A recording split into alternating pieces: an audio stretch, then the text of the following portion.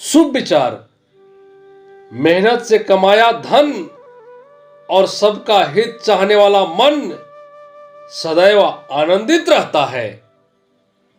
मेरे प्यारे विद्यार्थियों, सुप्रभात। मैं हूं doctor Chhotelal Gupta, assistant professor, विभागाध्यक्ष, हिंदी विभाग, जमनीलाल महाविद्यालय, हाजीपुर वैशाली। आज के हिंदी क्लास में लेखक जगदीश चंद्र माथुर जी द्वारा रचित एकांकी रीढ़ की हड्डी पर विचार विमर्श करूंगा। अब आप ध्यान से सुने। रीढ़ की हड्डी लेखक जगदीश चंद्र माथुर द्वारा रचित एक सामाजिक एकांकी है। इस एकांकी के माध्यम से लेखक ने समाज में स्त्रियों के प्रति व्याप्त रूढ़िवादी मानसिकता पर प्रहार किया है।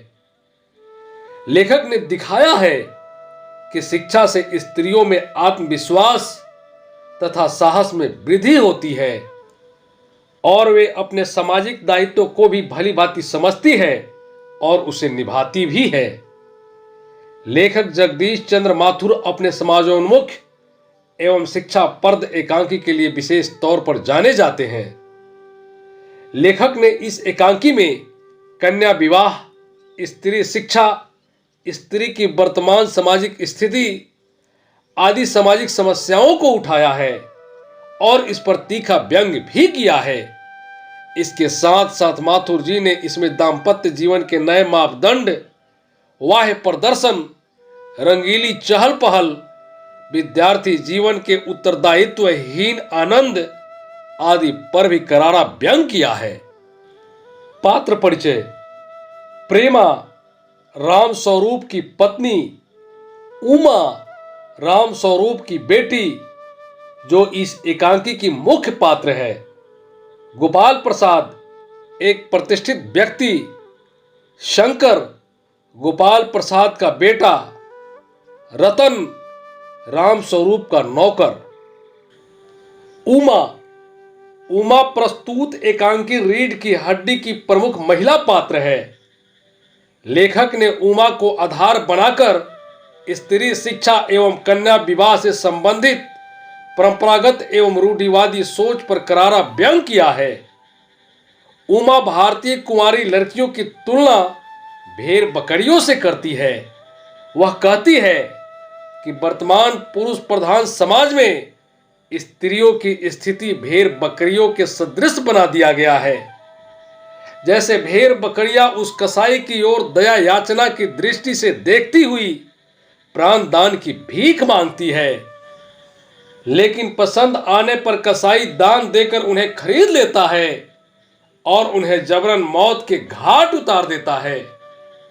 भारतीय समाज में यही दशा कुंवारी लड़कियों की है। लड़के का पिता अपने बेटे की शादी तय करते समय लड़की के रंग रूप और उसकी शिक्षा के संबंध में जांच पड़ताल करते हैं, परंतु वे यह जानने की कोशिश नहीं करते कि जिस लड़की को वे अपना बहू बनाने आए हैं उसकी क्या इच्छा है, उसकी क्या सपने हैं, लड़की शादी की इच्छुक है या नहीं, लड़की की जिस लड़के से शादी होनी है उसके रूप रंग गुण उसे पसंद है या नहीं, इसकी जरा भी परवाह नहीं करते। प्रस्तुत एकांकी में उमा रूपवान, गुणवान एवं शिक्षित लड़की होते हुए भी पुरुष प्रधान समाज में उपेक्षित है। उमा की शादी के लिए उचित वर की तलाश की जा रही है। उमा के चरित्र में कोई दोष नहीं है, फिर भी लड़के वाले आकर तरह तरह से उसकी परीक्षा लेकर लौट जाते हैं। सर्वगुण संपन्न उमा पता नहीं क्यों लड़के वालों की कसौटी पर खरी नहीं उतरती। इसी क्रम में एक दिन गोपाल प्रसाद अपने पुत्र शंकर की शादी के लिए उमा को देखने आते हैं। वे उमा से कई प्रश्न पूछते हैं, जिसका उमा संतोषप्रद उत्तर देती है। अंत में जब गोपाल प्रसाद उमा से विद्यालय में कभी इनाम जीतने संबंधी प्रश्न करते हैं तो उमा अपना आपा खो देती है और गोपाल प्रसाद को उनके बेटे शंकर के चाल चलन के संबंध में पोल खोलकर गोपाल प्रसाद को स्तब्ध कर देती है। उमा गोपाल प्रसाद से स्पष्ट कहती है कि यदि गोपाल बाबू उसे कुर्सी मेज की तरह कोई जड़ वस्तु समझते हैं तो उन्हें कुछ पूछने का अधिकार नहीं। वह कुर्सी मेज की तरह कोई वस्तु नहीं है, उसके अंदर भी मानवीय चेतना है और मानवीय दिल धड़कता है, जिसकी अपनी इच्छाएं और अपेक्षाएं हैं। उमा कहती है, उन्हें इस तरह के प्रश्न नहीं पूछने चाहिए। उन्हें समझना चाहिए कि लड़कियों के पास भी हृदय होता है, भावनाएं होती है, स्वाभिमान होता है।